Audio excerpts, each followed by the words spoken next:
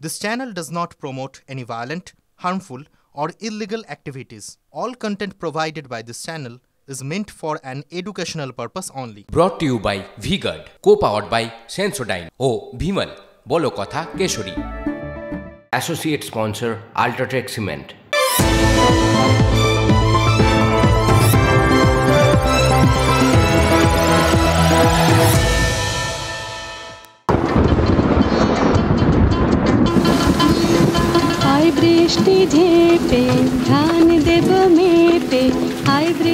ঝেঁপে বৃষ্টি এসেছে, হিংসার বৃষ্টি।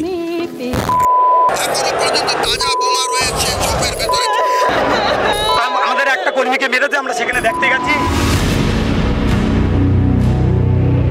ময়নায় তৃণমূল বিজেপি সংঘর্ষ, আহত এক বিজেপি কর্মী।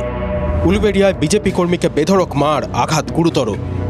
ভাতারে কংগ্রেস কর্মীর গাড়িতে আগুন, প্রতিহিংসার অভিযোগ। দারুণ গরমে নাজেহাল দক্ষিণবঙ্গে, উত্তাপ আরও বাড়াচ্ছে ভোট পরবর্তী হিংসা। একের পর এক হেডলাইন। ময়না, উলুবেড়িয়া, ভাতার উদাহরণ মাত্র। জায়গাগুলোর নাম বদলে বদলে যাচ্ছে রোজ, কিন্তু ভোট হিংসা চলছে তো চলছেই। বৃষ্টির অপেক্ষায় চাতক দক্ষিণবঙ্গের মানুষ দেখছে হিংসার অবিরাম বর্ষণ। আজকে আপনাদের আবার একটা মহাভারতের গল্প দিয়ে শুরু করি। গল্প মানে মহাভারতে রয়েছে, আর আজকে আমাদের মনে পড়ে যাচ্ছে। মনে আছে যখন কুরুক্ষেত্রের যুদ্ধটা একদম অবশ্যম্ভাবী যুদ্ধ চলছে, শেষ পর্যন্ত একটা মারাত্মক জায়গায় পৌঁছবে, এরকম একটা সময় দুর্যোধন তিনি এসে পৌঁছলেন গান্ধারীর কাছে। গান্ধারী, যিনি ধৃতরাষ্ট্র অন্ধ ছিলেন বলে নিজের চোখে পট্টি বেঁধে রেখেছিলেন সারা জীবন। গান্ধারী ভাবলেন যে এই শেষবারের জন্য তার সন্তানকে তার কিছু দেওয়ার আছে। একদম জন্মদিনের পোশাকে, অর্থাৎ একদম গায়ে সুতোটাও থাকবে না, এই অবস্থায় তিনি দুর্যোধনকে তার সামনে আসতে বলেছিলেন। দুর্যোধন ভেবেছিলেন যে হাজার হোক, তিনি তো বড় হয়েছেন, এরকমভাবে যাওয়া যায় নাকি। তাই জন্য একটু লজ্জা নিবারণের জন্য পাতা দিয়ে নিজের নিম্নাঙ্গটা ঢেকে এসছিলেন। গান্ধারী যখন চোখের ওই পট্টিটা খোলেন না, সেখান থেকে জ্যোতি বেরোয়, এবং তিনি যখন দেখেন যে দুর্যোধন তার কথা অমান্য করেছেন, তিনি ভেঙে পড়েছিলেন। কেন? সেটা তো ওই ভীমের সাথে যখন গদযুদ্ধ হয়েছিল তখনই বুঝেছিলেন। একটাই মাত্র জায়গা ছিল তার শরীরের, যে জায়গাটায় আঘাত করলে তিনি শেষ হয়ে যেতে পারতেন, তার দুর্বলতম স্থান। বাকি সমস্ত অঙ্গটায় তার মায়ের আশীর্বাদ, ওই এতদিন ধরে বন্ধ করে রাখা চোখের দৃষ্টির আশীর্বাদ তাকে কোথাও গিয়ে অলমোস্ট অমরত্ব দিয়ে দিয়েছিল। কিচ্ছু করা যেত না সেই জায়গাগুলোতে। শ্রীকৃষ্ণ ইঙ্গিত করেছিলেন কিন্তু সেই গদাযুদ্ধের সময় তার থাইতে চাপড় মেরে, এবং সেখানেই আঘাত করেছিলেন ভীম, সেখানেই দুর্যোধনের পতন। দেখুন, এই কথাগুলো বলার একটাই উদ্দেশ্য, এই যে মায়ের দেওয়া একটা সুরক্ষা কবচ। এটা নি, ওইটা ইনভার্টার এসি। আপনি তো গ্যাম্বলার, তাই না? গ্যাম্বলার? জুয়া খেলেন না? তুমি জুয়া খেলো? না, যা খুশি বলে যাচ্ছে। এত দামি আর ডেলিকেট এসি কিনে স্টেবিলাইজার যদি না নেন, সেটা জুয়া নয় তো কি মজাই। শুধু একটা ফ্লাকচুয়েশন আপনার ইনভার্টার এসির পার্টস ড্যামেজ করতে পারে। তাকে V-Guard দিয়ে সুরক্ষিত রাখুন। V-Guard, India's #1 stabilizer. এই সুরক্ষা কবচটাই আজকের দিনে বারবার আমাদের সামনে ঘুরে ফিরে আসছে, এই সুরক্ষা কবচের কথা। এবং ওই একটা ছোট্ট বজ্রাটুরি ফসকা গেল যেরকম, সারা শরীরে কবচ, অথচ একটা জায়গায় সেটা কাজ করছে না, দুর্বলতা। ঠিক ওই বেহুলার বাসর ঘরে ছোট্ট ফুটোটার মতো, লোহার বাসর ঘর, ছোট্ট ফুটো যেখান দিয়ে কালনাগিরি ঢুকে কোথাও গিয়ে লক্ষিন্দারকে কামড়ে দিতে পারে। আমাদের চারপাশে অনেকগুলো কবচ দেখছি আমরা, কিন্তু প্রত্যেকটা জায়গাতেই মনে হচ্ছে কোথাও না কোথাও একটা এরকম ছোট্ট ফুটো রয়ে গেছে, অথবা এই দুর্যোধনের মতো একটা দুর্বল স্থান রয়ে গেছে, উরু, যে জায়গাটায় আঘাত করলে সে শেষ হয়ে যাবে। আমরা আঘাত সেখানেই পাচ্ছি, বারবার সেখানেই আঘাত লাগছে, আর অনেকে শেষ হচ্ছে। কখনো সাধারণ মানুষ, কখনো সিস্টেম পরশুদিন মানে 48 ঘন্টা আগে যেখানে শেষ করেছিলাম, এতগুলো কথা বলার পর আবার সেইখানেই ফিরে যেতে হচ্ছে। সেখান থেকে আজকে শুরু করি বরঞ্চ। মাথায় রাখবেন কবচের কথাটা।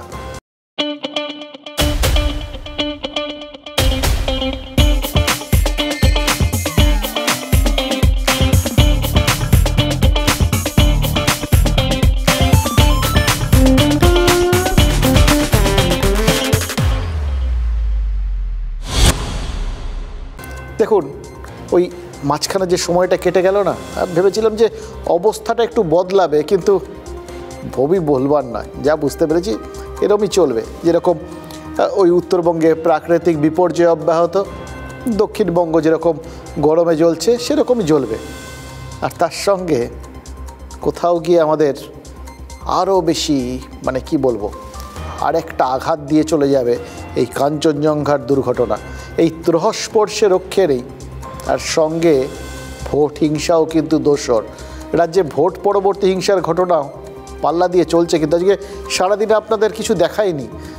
তার কারণ হচ্ছে কাঞ্চনজঙ্ঘা এক্সপ্রেসের এই দুর্ঘটনার খবরটা আপনাদের শোনানোর দরকার ছিল। সত্যিই তো এতগুলো মানুষ এবং আরও যারা বিভিন্ন সময়, রেলই তো আমাদের ভরসা, তাদের প্রত্যেকের জন্য ওই খবরটা আরও বেশি করে দেখানোর দরকার ছিল কি পরিস্থিতিতে আমরা রয়েছি সেটা বুঝিয়ে দেওয়ার জন্য। এবার তাই জন্য আমরা সারাদিনে না একটুও সময় পাইনি ওই ভোট পরবর্তী বা ভোট পূর্ববর্তী হিংসার যে লেগাসি, যেটা পরবর্তীতে গিয়ে চলেই যাচ্ছে সেটার কোনো খবর আপনাদের দেওয়ার জন্য। তার মানে এই না আজকে কিছু হয়েছে, যেখানে যা হওয়া ঠিক হয়েছে, থামার নাম গন্ধ নেই। জানেন তো, যারা দক্ষিণবঙ্গে থাকেন তারা একবার ভাবুন, আপনারা কোন বৃষ্টি চাইছেন আর কোন বৃষ্টি পাচ্ছেন। রোজ কোন বৃষ্টি দেখছেন? গুলি বৃষ্টি, হিংসা বৃষ্টি, অবিরাম বর্ষণ। প্রকৃতির গরমে জেরবার মানুষকে এই রাজনৈতিক দলগুলো যেন সুযোগ পেয়ে ভালোভাবে তপ্ত তাওয়ায় সেঁকে দিচ্ছে একদম। हाँ शुक्ला जी, भिजवाना सिर्फ अल्ट्राटेक ही। मान गया बेटा, पर अल्ट्राटेक ही क्यों? आप ही ने तो कहा था कि घर जिंदगी में सिर्फ एक ही बार बनता है। घर एक मौका एक, इसलिए सीमेंट भी देश का number 1। UltraTech, India's number 1 cement. হিংসার আগুনে ঝলসে একেবারে ভাজা করে দিচ্ছে আমাদের এই রাজনৈতিক দলগুলো। মানে আমাদের প্রকৃতিও মারছে, আবার নেতারাও মারছেন। অনেকে বলেন জানেন তো, যে বাচ্চাদের বড় করার প্রাথমিক শর্ত হচ্ছে সব আবদার পূরণ করতে নেই। এটা মাথায় রাখতে বলেন সবাই। আর বিশেষ করে যারা এখন তো অনেক রকম প্যারেন্টাল গাইড ফাইড এরকম বিষয় বেরিয়েছে, আমাদের ছোটোবেলায় ছিল না। মা বাবার হাতের লাঠি আর মাস্টারমশাইদের চড়থাপ্পড়, এগুলোই একমাত্র গাইডেন্স আর কি। সে যাই হোক, এখন সময় বদলেছে, এই সমস্ত আছে, তারা এগুলো বলেন। বাচ্চাদের বড় করার প্রাথমিক শর্ত এটাই, সব আবদার যেন তৎক্ষণাৎ পূরণ না করে দেওয়া হয়। চাইলেই যে সব পাওয়া যায় না, এটা ছোটোবেলা থেকে শেখাতে হয়। আমাদের ছোটোবেলাতেও কিন্তু এই থিওরিটা, প্যারেন্টাল গাইড ছিল না, কিন্তু আমাদের বাবা মারা জানতেন, সেটাই আমাদের ক্ষেত্রেও প্রয়োগ করেছেন। কিন্তু সবার ক্ষেত্রে কি করেছেন? এই যে ধরুন তৃণমূল কংগ্রেস, তাকে যত দেখছি তত মনে হচ্ছে এই ছোটদের শিক্ষাটা আমাদের এই রাজনৈতিক দলগুলোরও খুব প্রয়োজন।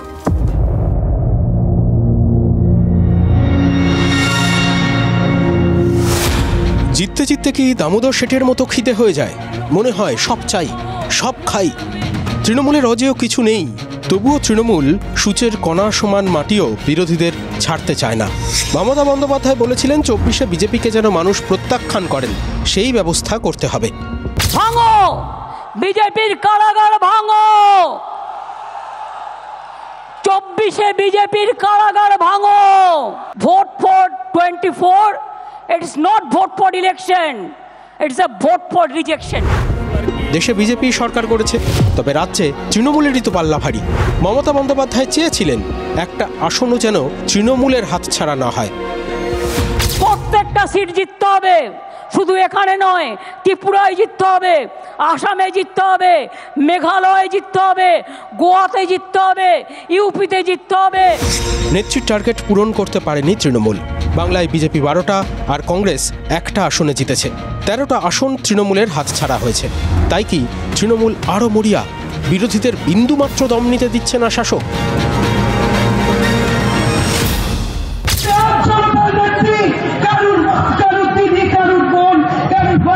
অভিভাবক হয়ে তিনি আছেন, তিনি তাই অ্যাকাউন্টে টাকা ঢুকিয়ে দিচ্ছে, আর তিনি বসবেন পার্টি তার টাকা নেবে আর ভোট দেবে বিজেপিকে।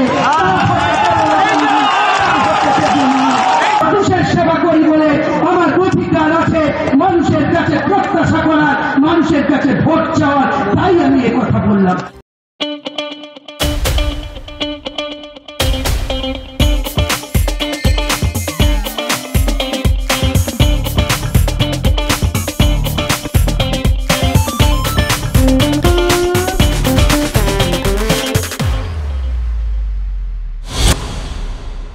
অভিষেক বন্দ্যোপাধ্যায় বলেছিলেন বিনয়ী হতে হবে, মমতা বন্দ্যোপাধ্যায় বলেছিলেন বদলা নয় বদল চাই এবং সহনশীল হতে হবে।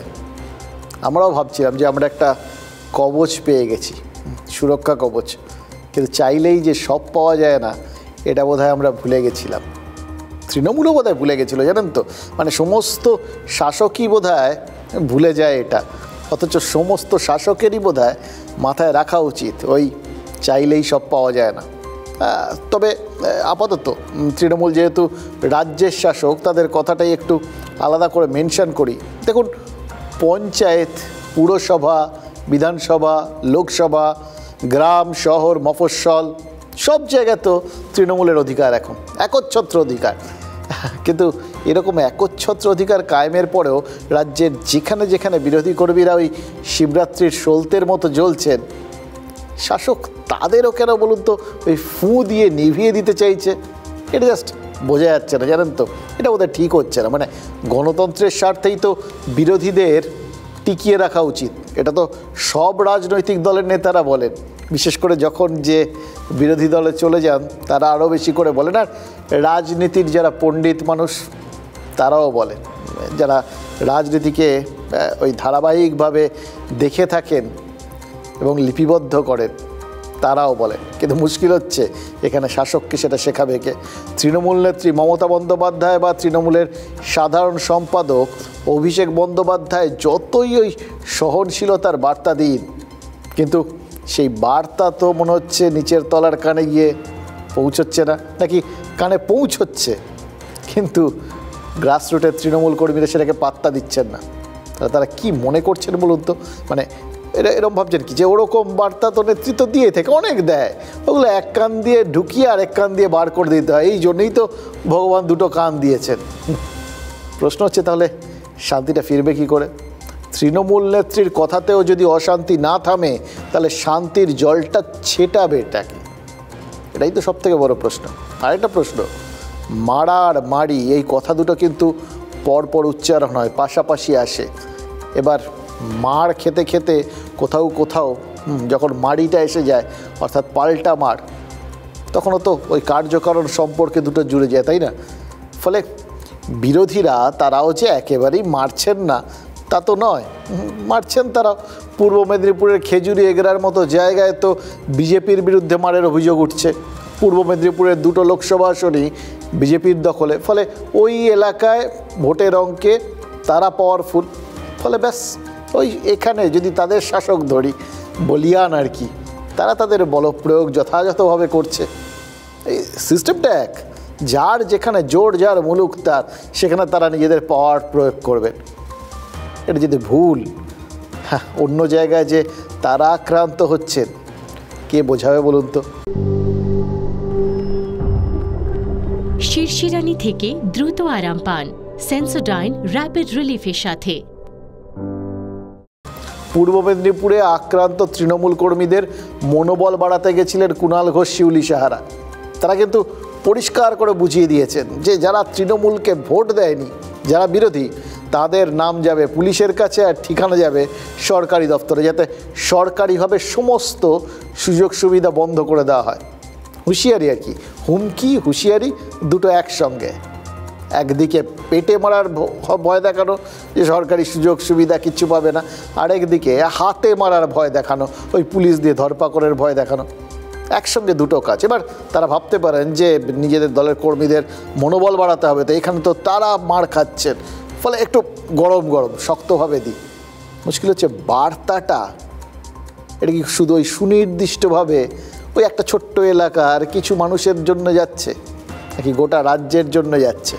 এরকম বার্তা তো 4-5 থেকে আসছে, সবটাই কিন্তু গোটা রাজ্যে ছড়াচ্ছে এবং তার ফল যা হওয়ার তাই হচ্ছে। এবার মুশকিল হচ্ছে যে এই যে রাজনীতিটা, মারের বদলা পাল্টা মার, সবাই সাহস বাড়ানোর চেষ্টা করছেন, তাতে সবার সাহস বিভিন্ন জায়গায় একটু বিভিন্ন রকম বাড়ছে। যেখানে বেশি বাড়ছে তারা একরকম বিহেভ করছেন, যেখানে কম বাড়ছে তারা অন্যরকম বিহেভ করছেন।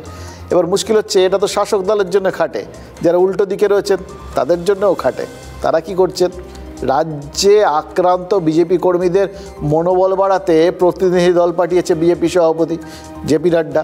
দলে আছেন প্রাক্তন কেন্দ্রীয় মন্ত্রী রবিশঙ্কর প্রসাদ, ত্রিপুরার প্রাক্তন মুখ্যমন্ত্রী বিপ্লব দেবের মতো হেভিওয়েট নেতারা। তারা আজ কোচবিহারে গেছেন, আর গতকাল ওই কলকাতার মাহেশ্বরী ভবনে গেছিলেন। সেখানে ওই কোচবিহারে বিজেপি কর্মীদের ওপর তৃণমূলের বিরুদ্ধে আক্রমণের অভিযোগ রয়েছে, আর কলকাতায় মাহেশ্বরী ভবনে এই 2 24 পরগনায় যারা আক্রান্ত সেই ঘর ছাড়া কর্মীদের এনে রেখেছে রাজ্য বিজেপি। কিন্তু বাংলার বিজেপি নেতারা তারা ওই কর্মীদের ওপর ভরসা কোথাও গিয়ে তাদের মনের মধ্যে জাগাতে পারছেন তো? মানে সাহসের দাবানল না জ্বলুক, টিমে লম্ফ কি জ্বলছে এই জোড়াফলায়, মানে রাজ্য আর কেন্দ্র এই জোড়াফলায়। ममता जी, आपके राज्य में क्या हो रहा है कि लोग मतदान के बाद अपने घर नहीं जा सकते? Mamata ji, what is happening in your state? हर चुनाव में ऐसा क्यों होता है? महिलाएं भी पीड़ित हैं, ओबीसी भी पीड़ित है, माइनॉरिटी पीड़ित है। ये क्या हो रहा है? ये कौन सी डेमोक्रेसी है? ভারতবর্ষের মধ্যে এতগুলো রাজ্যের ইলেকশন হলো, এতগুলো 4টা রাজ্যের বিধানসভা ইলেকশন হলো, কোথাও কোনো কিছু নেই। শুধু বাংলাতেই মার্ডার হয়, বাংলাতেই জমি দখল করে, বাংলাতেই মানুষ মেয়েদেরকে তুলে নেওয়া হচ্ছে, বাড়ি ঘর জ্বালিয়ে দেওয়া হচ্ছে। আমি এখনো বলছি যে আপনি মুখ্যমন্ত্রীর দায়িত্ব পালন করুন। এখন আমরা যেটা দায়িত্ব নিচ্ছি সেটা আপনার দায়িত্ব নেওয়া উচিত। বিপ্লব দেবের কথাগুলো শুনছিলাম, আর শুনতে শুনতে কতগুলো কথা মনে পড়ছিল। তার মধ্যে একটা অবশ্যই ওই যেটা বললেন মুখ্যমন্ত্রীর দায়িত্ব নেওয়া উচিত, এখনও বলছেন তাকে।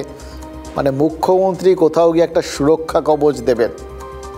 এই সুরক্ষা কবচের কথাটাই তো এতক্ষণ ধরে আপনাদের বললাম। এই সুরক্ষা কবচ নিয়েই তো আমরা রয়েছি। আরও অনেকগুলো সুরক্ষা কবচ আছে, বলবো সেগুলো। কিন্তু বিপ্লব দেবের ক্ষেত্রে কতগুলো কথা মনে হচ্ছিল, সেগুলো একটু আপনাদের সাথে শেয়ার করে নিই। সেটা ওই সুরক্ষা কবচ সংক্রান্তই আর কি। हाँ शुक्ला जी, भिजवाना सिर्फ अल्ट्राटेक ही। मान गया बेटा, पर अल्ट्राटेक ही क्यों? आप ही ने तो कहा था कि घर जिंदगी में सिर्फ एक ही बार बनता है। घर एक मौका एक, इसलिए सीमेंट भी देश का number 1। UltraTech, India's number 1 cement. দেখুন 2018 থেকে ত্রিপুরায় বিজেপির সরকার রয়েছে। সেখানে কিন্তু এই যে মুহূর্তে তারা ক্ষমতায় এসেছিল তারপর থেকে ভোট হিংসার অভিযোগ করে এসছে বামেরা, কারণ বামেরাই এখনও সেখানে প্রধান বিরোধী। আর তৃণমূলও কিন্তু ওই ত্রিপুরায় বিজেপির বিরুদ্ধে সন্ত্রাসের অভিযোগ আনে বারবার। ত্রিপুরায় পরিযায়ী পাখির মতো যখন তৃণমূল ওই ভোট পর্যটন শুরু করেছিল তখন তাদেরও কিন্তু কিছু ঝড়ঝাপটা সইতে হয়েছিল। ফলে দেখলেন তো যে সুরক্ষা কবচের খোঁজটা এখানে করছিলেন বিপ্লব দেবরা, তার ফাঁকেও তারও একটা ফাঁক রয়েছে, বুঝতেই পারছেন।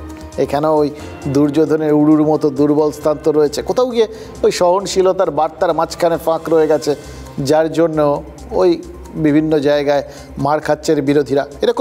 এরকমই যারা একদম গ্রাসরুট স্তরে, একদম নিচের তলার কর্মী, যারা ভোটে লড়েন, যারা প্রতিরোধ করেন, যারা আবার মারও খান, তাদেরই দেখতে গেছিলেন রাজ্য সভাপতি, বিজেপির রাজ্য সভাপতি সুকান্ত মজুমদার। কুলতলিয়ার ক্যানিংয়ে গেছিলেন তিনি।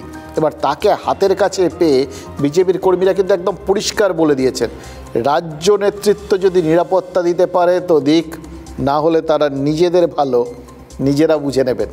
এবং কিভাবে বুঝে নেবেন সেটাও তারা পরিষ্কার করে বুঝিয়ে দিয়েছেন। বলেছেন যে তারা পড়ে পড়ে যখন মার খাচ্ছেন তখন নেতারা কোথায়।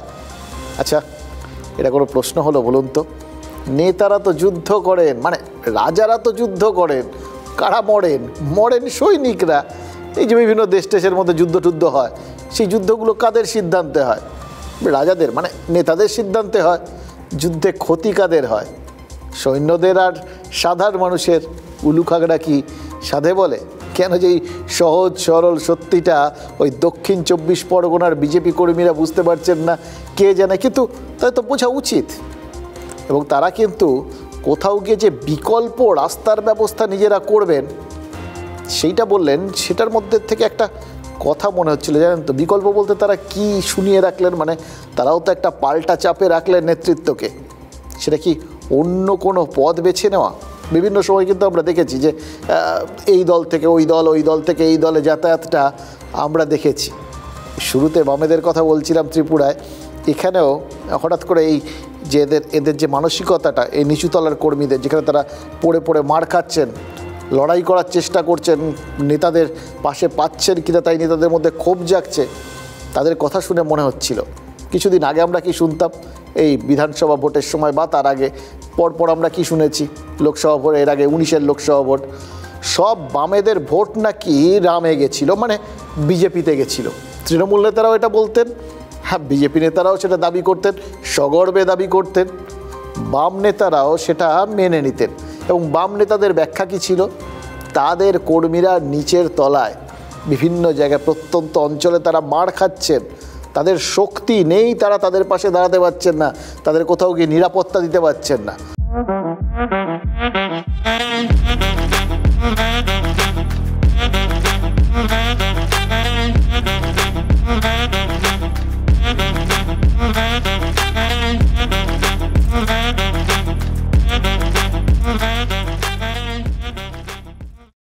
ফলে নিরাপত্তা পাওয়ার খাতিরে কোথাও গিয়ে সেই নিচের তলার কর্মীদের মনে হয়েছে বিজেপিতে গেলে হয়তো বিজেপির নেতৃত্ব, তখন তারা বলিয়ান কেন্দ্রের সরকারে রয়েছেন, ফলে তারা হয়তো তাদের বাঁচাতে পারবেন, তাদের কোথাও গিয়ে সুরক্ষা কবচ দিতে পারবেন।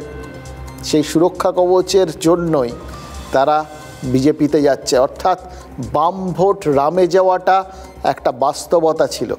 সেই বাস্তবতাটা ছিল আরেকটা বাস্তবতার উপর নির্ভর করে, প্রাণ বাঁচানোর বাস্তবতা, আক্রান্ত হলে নিরাপত্তা পাওয়ার যে চাহিদা তার বাস্তবতা।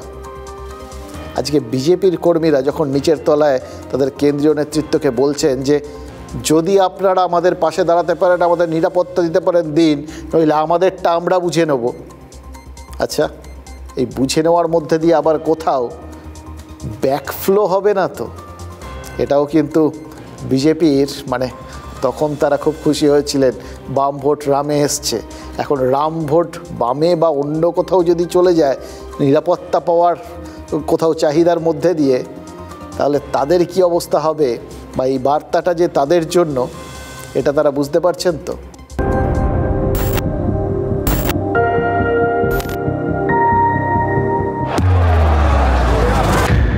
লোকসভা নির্বাচন মিটতে না মিটতেই মাথাচাড়া দিয়েছে অশান্তি। ভোটের ফল প্রকাশের পর থেকেই দিকে দিকে হামলার শিকার বিজেপি কর্মীরা। অভিযোগ উঠছে কোথাও দিনে দুপুরে চুটছে বেধড়ক মার, কোথাও রেশন কার্ড আধার কার্ড কেড়ে নিয়ে চলছে রাজনীতির প্রতিশোধ, কোথাও আবার হামলার ভয়ে ঘর ছেড়ে পালাতে বাধ্য হয়েছেন বিজেপি কর্মীরা। লোকসভা ভোট শেষে ফিরেছে পঞ্চায়েত আর বিধানসভা ভোটের স্মৃতি, ফিরেছে ভোট পরবর্তী সন্ত্রাসের আতঙ্ক। যে আতঙ্ক সুকান্ত মজুমদারের সামনে প্রকাশ করেছেন কুলতলির বিজেপি কর্মীরা।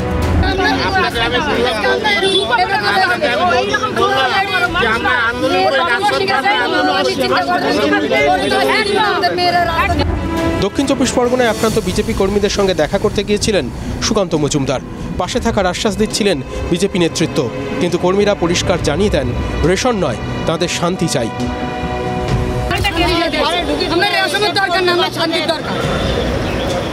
ঠিক আছে, আমরা দেখছি কিছু, তাদের নিরাপত্তা চাই। কর্মীরা নিরাপত্তা চাইছেন। কিভাবে নিরাপত্তার ব্যবস্থা করবে বিজেপি? সুকান্ত মজুমদার ফুঁসে ওঠার বার্তা দিয়েছেন। বলেছেন, শান্তি না ফিরলে, সরকারি প্রকল্প থেকে তৃণমূল বঞ্চিত করলে বিডিও অফিস ঘেরাও করার কথা। বিডিওর দায়িত্ব সরকারি পরিষেবা দেওয়া, সে যদি দিতে না পারে তাহলে বিডিওর চেয়ারে বসে থাকার অধিকার নেই তো। অবভিয়াসলি বিডিও অফিস ঘেরাও করতে হবে। যদি আমরা প্রথমে যাব আমরা অ্যাপ্লিকেশন নিয়ে, অ্যাপ্লিকেশন যদি শুনে জেনে উনি সুরাহা করেন, ভালো কথা, ঘেরাও হবে না। যদি উনি সুরাহা দিতে না পারে, আমাদের ঘেরাও করতে হবে, আমরা কোথায় যাব? রুখে দাঁড়ালেই কি রক্ষা পাওয়া যাবে? বিজেপি রাজ্য কমিটি কি কর্মীদের সেই গ্যারান্টি দিতে পারবে? ওই নিচুতলার আক্রান্ত কর্মীদের পাশে তারা যে এখন শক্তিশালী নেতৃত্বকে চাইছেন, সেটা নেতৃত্ব বুঝতে পারছেন তো? দেখুন, বিজেপির কেন্দ্রীয় নেতৃত্ব তারা প্রতিনিধি দল পাঠিয়েছে।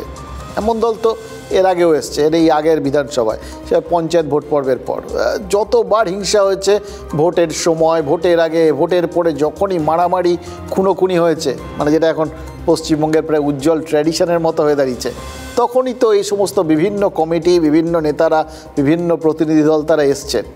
ফল কী হয়েছে দেখুন, দলের লোকজন পাছে দলছুট হয়ে যায়, সেজন্যে পর্যবেক্ষক দল আগেও পাঠিয়েছে বিভিন্ন দল, সেই দল এসছে, চলে গেছে।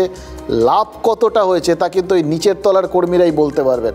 এবার তাদের মধ্যে যারা মুখ খুলছেন তারা বলছেন আশ্রয় বা খাদ্যের থেকেও তাদের নিরাপত্তাটা অনেক বেশি প্রয়োজন।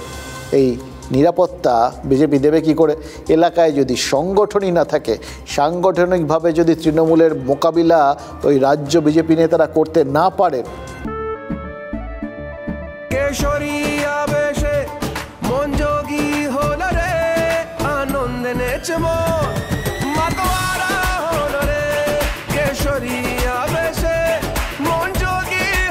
প্রতি মুহূর্তে কেসরি উৎসব উদযাপন করুন বিমল বলো ভাষা কেসরি। তাহলে কি করে নিচু স্তরে থাকা কর্মীরা নিরাপত্তা পাবেন বলুন তো?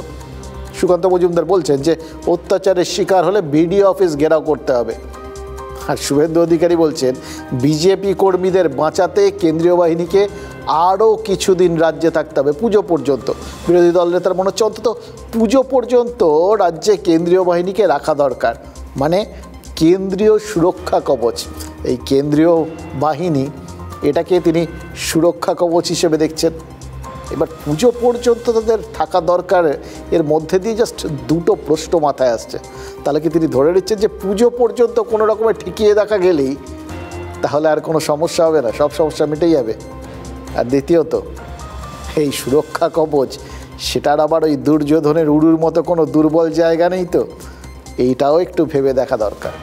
সর্বোপরি আমরা দাবি করেছি যে সমস্ত সেন্টারলেস লোকেদের বাড়িতে পৌঁছে দিতে হবে নিরাপত্তা দিয়ে। যারা আক্রান্ত হয়েছে, তাদের যারা আক্রমণকারী, তাদের বিরুদ্ধে ব্যবস্থা নিতে হবে এবং সাথে সাথে ক্ষতিপূরণ, কেন্দ্রীয় বাহিনীকে দুর্গাপুজো পর্যন্ত রাখা এবং মহামান্য রাজ্যপালের যদি পসিবল হয় এরিয়া ভিজিট করা, যেভাবে 2021-এ আজকের ভারতের উপরাষ্ট্রপতি তৎকালীন রাজ্যপাল জগদীপ ধনখড় করেছিলেন। মহামান্য বর্তমান রাজ্যপাল মহোদয়ও 23-এর পঞ্চায়েত নির্বাচনে করেছিলেন। সেই সব আবেদন আমরা করেছি। মানে রাজ্যপালের সঙ্গে দেখা করে মনের কথাটা জানিয়ে দিয়ে এসছেন বিরোধী দল নেতা। এবার প্রশ্ন হচ্ছে, এত দিন ধরে এত কিছু যে হচ্ছে, সে তো কেন্দ্রীয় বাহিনী থাকতেই হচ্ছে। বিজেপির কর্মীরা এই যে জেলায় জেলায় আক্রান্ত বলে অভিযোগ করছেন, সেখানেও তো ওই কেন্দ্রীয় বাহিনী থাকা অবস্থাতেই এগুলো হচ্ছে। জগন্নাথ সরকার, রেখা পাত্রের মতো বিজেপির নেতা নেত্রীরা কি বলছেন জানেন? বলছেন কেন্দ্রীয় বাহিনী নাকি কোনো কাজ করছে না। দেখুন, ভোটের পর জাতীয় নির্বাচন কমিশন কেন্দ্রীয় বাহিনীকে রেখে দেওয়ার সিদ্ধান্ত নিয়েছে, কিন্তু সেই বাহিনীকে পরিচালনার ভার তো এখন রাজ্যের ওপর। কেন্দ্রীয় বাহিনী যদি আরও কিছুদিন থাকে, তাহলে রাজ্যের হাতেই তার পরিচালনার ভার থেকে যাবে। শিরশিরানি থেকে দ্রুত আরাম পান সেন্সোডাইন র্যাপিড রিলিফের সাথে। এই অবস্থাতেই থাকবে এবং সাম্প্রতিককালের যে হিংসাটা হয়েছে এই অবস্থাতেই হয়েছে, সেটা কি শুভেন্দু অধিকারী জানেন না? দেখুন, বাহিনী থাকবে কি থাকবে না, কার্যক্ষেত্রে কি হবে সে না হয় পরে জানা যাবে, কিন্তু শুভেন্দু অধিকারী কেন বাহিনী রেখে দেওয়ার দাবি তুললেন, কেন এই তাসটা খেলতে গেলেন, সেটার মধ্যে আরও কোনো বিষয় আছে কিনা সেটাই ভাবার চেষ্টা করছিলাম। কারণ ওই যেটা বললাম যে বাহিনী থাকাতেই যে এত কিছু হয়েছে এবং বাহিনীর রাশ যে এখানকার সরকারের হাতেই থাকবে এটা তো তিনি জানেন, তারপরেও কেন খেললেন? সম্ভবত এই জন্যে খেললেন, এই চালে তিনি মনে করেছেন কর্মীদের মনোবল বাড়বে। এবার মনোবল যে বাড়বে সেটা নিয়ে কোনো সংশয় নেই, কারণ অনেকের কাছে এই কেন্দ্রীয় বাহিনী নামটাই একটা বড় ভরসা। কার্যক্ষেত্রে কি হচ্ছে না হচ্ছে হয়তো দেখতে পাচ্ছেন না, কিন্তু আছে তো, এটা একটা এরকম ভরসা আর কি। দেখুন, হিংসার পরিস্থিতিতে যদি বিরোধী নেতা নেত্রীরা এই ধরনের বার্তা দেন বা বাহিনী রাখার কথা বলেন, সেটা দলের লোকজনকে একদিকে যেমন কোথাও গিয়ে আশ্বস্ত করবে, আর একটা অন্য দিকও আছে। ভোটে বিজেপির বিপর্যয়ের জন্য যেভাবে দলের লোকজন ঘুরিয়ে নেতৃত্বের দিকে আঙুল তুলছেন, বা বিভিন্ন নেতা ধরুন শুভেন্দুর দিকেও আঙুল তুলেছেন, যার জন্য তার মাঝখানে অভিমানও হয়েছিল, তিনি সভাপতি হওয়ার কোনো দৌড়ে নেই, এ সমস্ত বলেছিলেন টলেছিলেন। তো সেই সমস্ত বিভিন্ন দিক থেকে ছুটে আসা তীরের ফলার থেকে বাঁচতে এটাও একটা সুরক্ষা কবচ হলেও হতে পারে কেন্দ্রীয় বাহিনী। কার জন্যে যে সুরক্ষা কবচ সেটা আমরা জানি না। এবার এটা যে টাইম মতো এটা বুঝতে পারছি যে সবাই একটা बंदूक रखार मतो कांध खुजছে। हाँ शुक्ला जी, भिजवाना सिर्फ अल्ट्राटेक ही। मान गए बेटा, पर अल्ट्राटेक ही क्यों? आप ही ने तो कहा था कि घर जिंदगी में सिर्फ एक ही बार बनता है। घर एक मौका एक, इसलिए सीमेंट भी देश का number 1। UltraTech, India's number 1 cement. হয়তো বিজেপি রাজ্য নেতৃত্ব নিজেদের মুখ বাঁচাতে বাহিনীর আড়াল চাইছেন, আবার একই সঙ্গে তারা হয়তো এটা প্রমাণ করে দেওয়ার চেষ্টা করছেন যে এই বাহিনী তারা যতক্ষণ পর্যন্ত কোথাও ওই কেন্দ্রীয় নির্বাচন কমিশনের আন্ডারে ছিল ততক্ষণ এতটা হিংসা হতে পারেনি। যে মুহূর্তে রাজ্যের হাতে চলে এসছে তখনই তাদের বসিয়ে রাখা হচ্ছে, ব্যবহার করছে না এবং হিংসা হচ্ছে। ফলে এই সুযোগে আরেকবার এখানকার রাজ্য সরকারকে, শাসক দলকে চাপে ফেলা যাবে, এটা তারা ভাবছেন। মোদ্দা কথা, হিংসা এর ফাঁক দিয়ে এই বিভিন্ন সুরক্ষা কবচ কে কীভাবে দেখছেন, কে কীভাবে রাখছেন তা আমরা জানি না, কিন্তু তার ফাঁক গলে ওই দুর্বলতা, দুর্যোধনের উড়ু, সেই জায়গা দিয়ে রমিয়ে হিংসা চলছে, সেটা তো আমাদের ক্যামেরাতেই উঠে এসছে। এবার দেখুন কোথায় কোন নেতা কিভাবে চাল দিচ্ছেন এবং কোথায় কোথায় তার মধ্যে দুর্বলতা তৈরি হচ্ছে, এগুলো বুঝতে গেলে কিন্তু মনে হচ্ছে আরও কয়েকটা কথা এই সুরক্ষা কবচগুলো নিয়ে সেটা আজ বলতেই হবে, যে কথাগুলো আজ না বললেই নয়।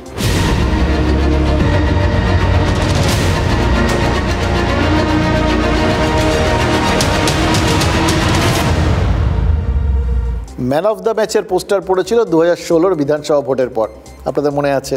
2021 পর ফের ম্যান অফ দ্য ম্যাচের ব্যানার ঝুলেছিল ওই দক্ষিণ কলকাতার হটস্পটে, এটাও আপনাদের মনে আছে। 2024 পর কিন্তু সোশ্যাল মিডিয়া ছেয়ে গেছে গেম চেঞ্জার পোস্টারে। এবার এগুলো সবই একই দিকে যাচ্ছে আর কি। তৃণমূলের অন্দরে অভিষেক অনুগামীরা বারবার একদম সমান্তরাল একটা অ্যাওয়ার্ড সেরিমনি করে তাদের নেতাকে অ্যাওয়ার্ড দিয়েই চলেছেন, কিন্তু তৃণমূলের ভেতরে থেকে কেউ যেটা সাহস করে এখনও বলতে পারেননি, সেই সাহসটা কিন্তু দেখিয়ে ফেলেছেন তৃণমূল ছেড়ে আসা একজন, মানে এখন বিজেপির লোক অর্জুন সিং। ব্যারাকপুরের প্রাক্তন বিধায়ক হঠাৎ করে বলে দিলেন অভিষেক সক্ষম, পুলিশের দায়িত্বটাকে ভাইপোকে দিয়ে দিন মুখ্যমন্ত্রী। এবার পুলিশ মন্ত্রী মানে মুখ্যমন্ত্রী, মানে মমতা বন্দ্যোপাধ্যায়কে বুঝিয়েছেন অর্জুন সিং। এইবার এই ভাইপোটা কিন্তু একটা কবচ শব্দ, কবচ কোটান কোট, মানে আদালতে মানহানির মামলা হলে অর্জুন দায় এড়াতে পারবেন। শুভেন্দু অধিকারী কৌশলটা তিনি ভালো রপ্ত করে নিচ্ছেন সেটা বুঝতে পারছি, কিন্তু শুভেন্দু সাধারণত ভাইপো শব্দটা নিন্দে করতেই ব্যবহার করেন। তো অর্জুন কি করলেন সেটা বোঝা গেল না, কিন্তু তিনি বললেন ভাইপো সক্ষম, ভাইপোকে পুলিশ মন্ত্রীর দায়িত্ব ছেড়ে দিন মুখ্যমন্ত্রী। পুলিশ মন্ত্রীকে ইমিডিয়েট পদত্যাগ করা উচিত, ছেড়ে দেওয়া উচিত, ওনার ভাইপো কাছে দিয়ে দিন, সক্ষম আছে ভাইপো, কেন উনি তো কিছুই করতে পারছেন না, ভাইপোই করুক। ভাইপোর জন্য তো উনি অনেক কিছু করছেন, তা ভাইপোকে দিয়ে দিন, আর কি আছে। শেষে একটা শ্লেষের হাসি আছে, কিন্তু তাও ধরে নিচ্ছি যে দেখুন, পুলিশ তো আলটিমেটলি আমাদের কিছু হলে আমরা পুলিশের দিকে তাকাই, পুলিশ বাঁচাবে, তারাই আমাদের সুরক্ষা কবচ, রক্ষা কবচ। এবার 2013-এ এরপর থেকে মনে হচ্ছে জানেন তো, আরও অনেকগুলো বিষয়ে পরপর মাথার মধ্যে আসছে, আপনাদের সাথে একটু শেয়ার করে নিই। 2013-র কথা, গোয়ায় সেবার বিজেপির জাতীয় কর্মসমিতির বৈঠক বসেছিল। সেখানেই মোদিকে জাতীয় নেতৃত্বে আনার দাবি জানিয়েছিলেন গোয়ার তৎকালীন মুখ্যমন্ত্রী মনোহর পারিক্কর। এমন যে হতে পারে সে খবরটা কিন্তু লালকৃষ্ণ আদবানির কাছে ছিল। তিনি শারীরিক অসুস্থতার কারণ দেখিয়ে সেবার আর গোয়া যাননি। মনোহর পারিক্করের নাম না করে প্রবীণতন্ত্রকে পচা আচার বলেছিলেন। আর গোয়া বৈঠকের পর বিজেপির সব পদ থেকে ইস্তফা দিয়ে দেন লালকৃষ্ণ আদবানি। পরে অবশ্য ইস্তফা প্রত্যাহার করেন তিনি, কিন্তু দলই তাকে একটা সময় ওই মার্গদর্শক মণ্ডলীতে পাঠিয়ে দেয়, সেখানেই এখনও রয়েছেন। এবার সুসংগঠিত দলে পরিবর্তনের দাবিটা কিন্তু এভাবেই ওঠে, এভাবেই পুরো ব্যাপারটাকে সুচারুভাবে সম্পন্ন করা হয়। গোয়ায় মুখ্যমন্ত্রী বা প্রতিরক্ষামন্ত্রী হিসেবে নয়, ইতিহাস কোথাও গিয়ে পারিক্করকে মনে রাখবে ওই মোদির নামটা সর্বশক্তি দিয়ে উচ্চারণ করার জন্য। তখন বিজেপির গঠনতন্ত্রে পারিক্কর যে খুব ওজনদার কোনো নেতা ছিলেন তাও কিন্তু নয়। সাধারণত বুড়োদের বিদায় নিতে বলার কাজটা ওজনদার নেতাদের দিয়ে করানো হয় না, অপেক্ষাকৃত তরুণরাই সেটা করে থাকেন, কিন্তু আওয়াজটা দলের ভেতর থেকেই ওঠে। এবার অর্জুন সিং, এতগুলো কথা বললাম তার কারণ হঠাৎ মনে পড়ে গেল, এই কোথাও গিয়ে একটা মিল পাচ্ছি জানেন তো। মানে অর্জুন সিং তিনি একটা আওয়াজ তুলেছেন, কিন্তু তিনি তো বিজেপিতেই রয়েছেন বলে মনে হয়। ব্যারাকপুরে বিজেপির প্রতীকে লড়ে হেরেছেন। বিরোধী দল থেকে তাহলে অভিষেকের নাম প্রস্তাব করা হচ্ছে কেন? অবশ্য বিজেপি আনুষ্ঠানিকভাবে কিন্তু এই প্রস্তাব করেনি, এটা অর্জুনের একদমই ব্যক্তিগত মত। হয়তো শেষে একটা শ্লেষের হাসিও আছে, কিন্তু আমরা এটা কিন্তু ভুলে যাইনি যে অভিষেকের হাত ধরেই অর্জুন সিং তৃণমূল কংগ্রেসে ফিরেছিলেন। আবার অর্জুনকে সরিয়ে অভিষেক ঘনিষ্ঠ পার্থ ভৌমিকই ব্যারাকপুরের তৃণমূল প্রার্থী হয়েছেন এবং অর্জুনকে হারিয়ে জিতেছেন।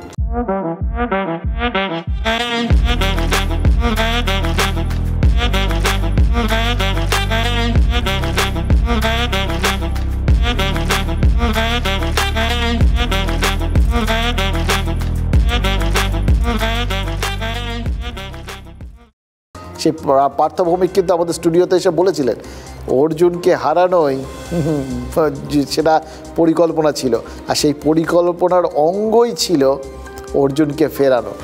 দলে ফিরিয়ে তাকে টিকিট দেওয়া হবে না, তিনি অন্য দলে গিয়ে লড়বেন, তার গ্রহণযোগ্যতা একদম শেষ হয়ে যাবে, রাজনৈতিক কেরিয়ারটা একদম গোড়ার থেকে উপরে ফেলা যাবে। এবার এত কিছুর পরেও অর্জুন অভিষেককে সক্ষম বলছেন। তিনিও কি তৃণমূলকে সেটাই ফিরিয়ে দিতে চাইছেন যেটা তৃণমূল থেকে তিনি পেয়েছেন? হতে পারে তিনি শিখেছেন, ঠেকে শিখেছেন, তাই জন্য সেটা এখন প্রয়োগ করার চেষ্টা করছেন। দেখুন, এমনিতে অর্জুন যেটা বলেছেন সেটাই কিন্তু খুব একটা নতুনত্ব কিছু নেই। এই রাজ্যে এরকম নজির রয়েছে। জ্যোতি বসু জমানার শেষ লগ্নে বুদ্ধদেব ভট্টাচার্যই পুলিশটা সামলাতেন, পরে বুদ্ধদেববাবু মুখ্যমন্ত্রী হন, না তারপর থেকে অবশ্য পুলিশ ওই মুখ্যমন্ত্রীর নিয়ন্ত্রণেই থাকে।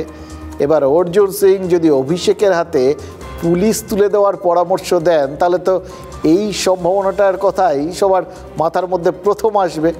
মানে ধীরে ধীরে কোথাও গিয়ে ক্ষমতা হস্তান্তরের প্রস্তাব দিচ্ছে না তো অর্জুন। মানে প্রস্তাবটা কিন্তু এমন যে তৃণমূলের অন্দরই এটা নিয়ে কিন্তু দ্বন্দ্ব তৈরি হয়ে গেছে। আর অর্জুন যে দলে এখন বর্তমানে রয়েছেন বলে জানি, আমার ধারণা সেই বিজেপির তারাও কিন্তু যথারীতি ক্লুলেস এবং হতভম্ব। ভারতবর্ষের অন্যতম সফলতম মুখ্যমন্ত্রী ও পুলিশ মন্ত্রীর নাম মমতা বন্দ্যোপাধ্যায়। সেই কারণে ন্যাশনাল ক্রাইম রেকর্ড ব্যুরোর তথ্য অনুযায়ী আজকের দিনেও ভারতবর্ষের অন্যতম নিরাপদ রাজ্যের নাম পশ্চিমবাংলা। টিকিট না পেয়ে অন্য দলে গিয়ে প্রতিদ্বন্দ্বিতা করে চেষ্টা করেছিলেন ভোটে জেতার, মানুষ তাদের প্রত্যাখ্যান করে দিয়েছে। হারটাকে মেনে নিতে হবে।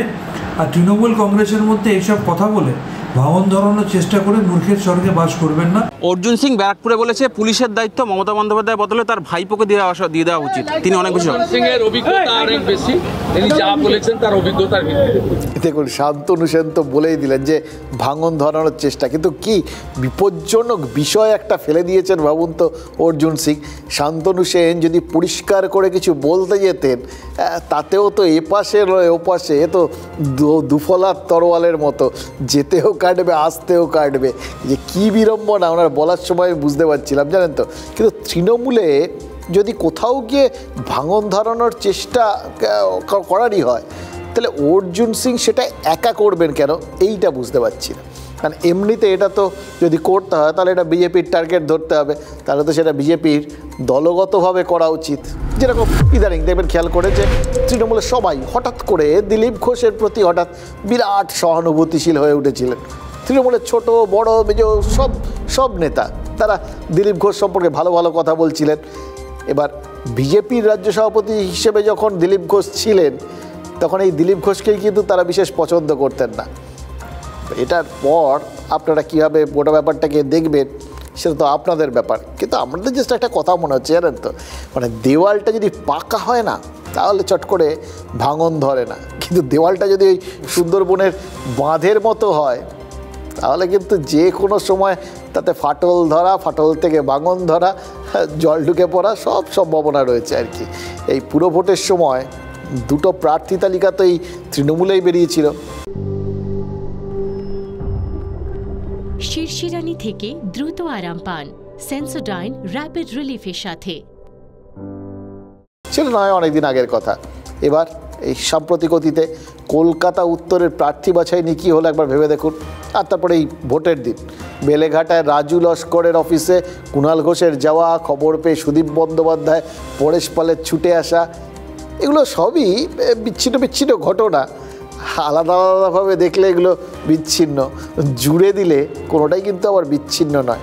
যাই হোক, এগুলো তো কিছুই নয়, এগুলো ছোটোখাটো ব্যাপার। তাই বোধহয় তৃণমূলের সাংসদদের বৈঠকে মমতা বন্দ্যোপাধ্যায় বললেন তিনি 3 দিন কলকাতার রাস্তায় না নামলে এই কলকাতা উত্তরটা বেরোতো না। এটা আলটিমেট। তার মানে তৃণমূলে অস্বস্তি রয়েইছে। অর্জুন সিং সেই দুর্বল জায়গাটাকেই চেপে ধরেছেন, দুর্যোধনের উড়ু। আর একবার মনে করিয়ে দিলাম, এবার দেখতে হবে যে অর্জুন বাইরের থেকে খামোখাই ঢিল ছুটছেন নাকি ভেতর থেকে কেউ সিগন্যাল দিচ্ছে।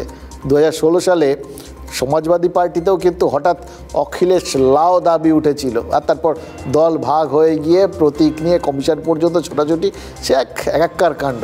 এখন মুলায়ম নেই, অখিলেশই সর্বেসর্বা, আর তার নেতৃত্বে এই লোকসভা নির্বাচনে বিজেপিকে উত্তরপ্রদেশে ধাক্কা দিয়েছে সপা। অভিষেক বন্দ্যোপাধ্যায়ও কিন্তু অখিলেশ যাদবের সঙ্গেই দেখা করেছেন। তার মানে রাজনীতিতে হয় না বলে কিছু হয় না জানেন তো, সবের নজির রয়েছে। আর অর্জুন সিংয়ের কথাটা যদি ফেস ভ্যালুতেই ধরি তাহলে বিরোধী নেতা হিসেবে পুলিশ মন্ত্রীর ইস্তফা তিনি দাবি করতেই পারেন, তার গ্রাউন্ডও রয়েছে। এই যে বিহারের জেলে বসে রাজ্যে একের পর এক ডাকাতি করাচ্ছে বলে শোনা যাচ্ছে এক গ্যাংস্টার, সুবোধ সিং নাকি তার নাম। এমনিতেও পার্থ ভৌমিকও শুদ্ধ বলেছেন যে ওই বিহার থেকে সব লোকজন আসছে এই সমস্ত কাণ্ড কারখানা করাচ্ছে। এই যে 2 দিন আগে বেলঘড়িয়া এক ব্যবসায়ীর ওপর গুলি চলেছে, তিনি তোলা দিতে অস্বীকার করেছিলেন নাকি, তারপর বেলঘড়িয়া থানায় থাকা অবস্থাতেই তার ফোনে নাকি হুমকি আসছে। 8 আর 9-এর দশকে এভাবেই কিন্তু দুবাইয়ে বসে মুম্বাইয়ে তোলাবাজি করতো দাউদ ইব্রাহিম। ব্যবসায়ীদের ফোনে একদম হিসে ঠান্ডা গলায় হুমকি আসতো। কিন্তু দুবাই তো ভারতের বাইরে, বিহার সেটা তো ভারতের বাইরে নয়। সুবোধ সিং যদি বিহারে বসে রিমোট কন্ট্রোলে বাংলায় গুন্ডারাজ চালায় তাহলে প্রশাসনটা রয়েছে কি করতে, এই প্রশ্নটা উঠবে না? বেলঘড়িয়ার রথতলা মোড়, শহরতলির এমন জমজমাট রাস্তাতেও ভর দুপুরে ব্যবসায়ীর গাড়ি লক্ষ্য করে পর পর গুলি দুষ্কৃতীদের। একটি নয়, 8 রাউন্ড গুলি। এই ঘটনার পরে আক্রান্ত ব্যবসায়ীর কাছে ফোন আসে বিহার থেকে। ফোনের ওপারে রমেশ সিং নামে এক দুষ্কৃতী। ঠান্ডা গলায় রমেশের হুমকি, তু বচ গয়া রে, তু বচ গয়া। আক্রান্ত ব্যবসায়ী অজয় মণ্ডল তখন বেলঘরিয়া থানায় বসে, বারাকপুরের পুলিশ কমিশনার বেলঘরিয়ার ওসির সামনে বসে। রবিবার আবার ফোন, এবারও বিহার থেকে। ফোনের ওপারে সুবোধ সিং, বিহারের কুখ্যাত দুষ্কৃতী। পাটনার বেউর জেল থেকে ফোন করে সুবোধ ব্যবসায়ীকে কি বলল শুনুন। গোটা ঘটনার সাক্ষী TV9 বাংলা। एक दो करके आपको डराना है, हमको एक दो करके छोड़ देता। आपका शोरूम में घुस के आता तो 50 गोली मारता हूँ तो 7-8 चला लो, समझे ना। वो आपको मारने का मकसद नहीं था, इसी बात को सोचे, नहीं तो आठों लोगों को चला जाता तो क्या फर्क। नहीं वो तो ठीक है, वो तो नहीं है। हमको मार के आपको क्या फायदा हुआ, आप ये हमको बता दीजिए। हम 65 साल का आदमी हैं। बात को समझिए कि नहीं करना चाहिए उसका। नहीं आपको तो कभी इग्नोर किया नहीं, आप तो कभी हमसे फोन किया नहीं है। बात करने के बाद में आप बात को समझे नहीं। हमको ये सुबोध ये जो इसका लड़का नहीं है जादव का, राय का, ये 2-3 बार हमको बोला था जे बस बात करने मांगता। हम बोला ठीक है। वहाँ का सारा विवाद, सारा चीज हम समझेंगे। हाँ आप लोग अपना काम कीजिए, समझे ना। आप लोग को कोई भी गुंडा, आपको फोन क्रिमिनल, कोई दुनिया जान वहाँ फोन करता है तो वो जिम्मेदारी मेरा, सामने वाला का नंबर हमको दीजिए। अच्छा। জেলবন্দির ফোন, মিষ্টি ভাষায় হুমকি ফোন। কি বুঝলেন ব্যবসায়ী? सुबोध सिंह की बोलो? सुबोध सिंह बोला आप अकेला हमसे बात करिए। आप अकेला हमसे बात करिए, कोई पुलिस कुछ किसी के पास आप मत जाइए, कोई गुंडा आपका पास नहीं आएगा, कुछ नहीं होगा, जो होगा हम करेंगे। কি বলছে কি সেটা? हाँ तो बोला যে ঠিক আছে, तो आपसे कॉन्टैक्ट कैसे करेंगे? আচ্ছা, तो ये नंबर। আগেও নাকি ফোন করেছিল সুবোধ। কেন ফোন? দাবি কিসের? সকালেই তোলাবাজির অভিযোগ করেছিলেন ব্যবসায়ী। অজয় খোলাখুলি বলেছেন ব্যবসা করতে গেলেই টাকা দিতে হবে। বারাকপুরের সব ব্যবসায়ীকেই তোলা দিতে হয়, তোলা না দিলেই বোমাবাজি, গুলি চালিয়ে প্রাণে মারার চেষ্টা। 2001 থেকে প্রমোটিং এর ব্যবসা করছেন অজয় মণ্ডল। 2003 সাল থেকে শাহজাদাকে তোলা দিতে হতো। ফ্ল্যাটে প্রতি ফ্লোরের হিসেবে 50,000 থেকে 50 লক্ষ টাকা তোলা দিতে হতো। 10 কাটার উপরে কাজ হয়েছে, সেই 5 লাখ 6 লাখ টাকা দিয়েছে। এরকম কাজ 10টা 15টা 20টা হয়েছে। বলছি এই যে টাকা দিতে হতো, না দিলে কি ভুক্তভোগী হয়েছে না? এই যেটা করলো, কি করলো? এই ফায়ারিং করে দিল, গাড়িতে মারার হুমকি, এইসব। এর আগেও করেছে, বোমিং করেছে 2 বার। কোথায়? টিটাগড়। সুবোধ কি তোলা চাইতেই ফোন করেছিল? সুবোধের হয়ে বারাকপুরে কারা কাজ করছে? শাহজাদা কি সুবোধের লোক? মাথা পাটনার জেলে বন্দি। কানগুলো কি খুঁজবে বারাকপুর কমিশনারেট? हाँ शुक्ला जी, भिजवाना सिर्फ अल्ट्राटेक ही। मान गया बेटा, पर अल्ट्राटेक ही क्यों? आप ही ने तो कहा था कि घर जिंदगी में सिर्फ एक ही बार बनता है। घर एक मौका एक, इसलिए सीमेंट भी देश का number 1। UltraTech, India's number 1 cement. ভাবুন, বিহারের এক গুন্ডা তিনি এখানে ফোন করে বলছেন যে পুলিশের কাছে যাওয়ার দরকার নেই, নিরাপত্তা আমরা দেবো। যাদের আমরা আমাদের সুরক্ষা কবচ বলে ভাবি, সে পুলিশের কাছে যাওয়ার দরকার নেই। নতুন সুরক্ষা কবচ কি তাহলে এই বাইরের বিভিন্ন জায়গায় বসে থাকা দাদারা, ডনেরা? বুঝতে পারছি না। নাকি যে সুরক্ষা কবচ আছে তাতে বিরাট বড় ফাটল ধরেছে, কিংবা ওই বললাম দুর্বল জায়গা খুঁজে পেয়ে গেছে সবাই। অবশ্য যেখানে রাজ্যপালই সুরক্ষিত বোধ করছেন না, সেখানে ব্যারাকপুরের ব্যবসায়ীরা আর কী করে সুরক্ষিত বোধ করবেন বলুন তো? রাজ্যপাল থেকে 3 রাজ্যভবন থেকে রাজ্যপাল তো নবান্নে চিঠি পাঠিয়ে জানিয়েছেন যে রাজভবনে নিরাপত্তার দায়িত্বে যে সমস্ত পুলিশ আধিকারিক আছেন সবাইকে বদলি করতে হবে, কারণ রাজ্যপাল নাকি সুরক্ষিত বোধ করছেন না। আজ সকালে কিন্তু তাই নিয়ে একদম নাটকের পর নাটক হয়েছে। রাজভবনে ওই পুলিশ কর্মীদের কাছে প্রথমে নোটিশ পাঠান আনন্দ বোস যে অবিলম্বে রাজভবনের ভেতরে থাকা ওই পুলিশের অফিসগুলোকে খালি করে দিতে হবে। পুলিশ সূত্রে জানানো হয় যে লালবাজার থেকে সেই নোটিশ নিতে বারণ করা, তারা নোটিশ নেবেন না। নোটিশ সার্ভ করতে না পেরে রাজভবনের কর্মীরা চলে যান। তারপর রাজভবনের পুলিশ অফিসে খবর আসে রাজ্যপাল নির্দেশ দিয়েছেন পুলিশ অফিসগুলোর বিদ্যুৎ আর জলের লাইন কেটে দিতে। সেটাও আলটিমেটলি তা কার্যকর হয়নি। বেলায় শুরু হয় নাটকের দ্বিতীয় অঙ্ক। খবর আসে যে রাজ্যপাল নর্থ গেটে আসবেন এবং পুলিশ অফিসগুলোতে নিজে দাঁড়িয়ে থেকে লোক দিয়ে তালা ঝোলাবেন। এর মধ্যেই ঘটে যায় ওই রাঙাপানিতে ট্রেন দুর্ঘটনার খবরটা আসে এবং রাজ্যপাল নর্থ গেটে আসার পরিকল্পনা বাতিল করে দেন। কিন্তু রাজভবনে থাকা পূর্ত দফতরের কর্মীদের দিয়ে পুলিশ অফিসের বাইরে ওই রাজভবন লেখা বোর্ড লাগানোর একটা নির্দেশ দিয়ে দেয়। সেখানেও বাধা পান পূর্ত দফতরের কর্মীরা। লালবাজারে খবর গেলে রাজভবনের পুলিশের কাছে নির্দেশ আসে যে স্বরাষ্ট্র দফতরের অধীন ওই অফিসে যেন কোনো মাপ যোগ করে কোনো বোর্ড টোর্ড লাগানো না হয়। এবার বাধা পেয়ে পূর্ত দপ্তরের লোকজন আজকের মতো রাজ্যপালের নির্দেশ পালন না করেই চলে যেতে বাধ্য হয়েছেন।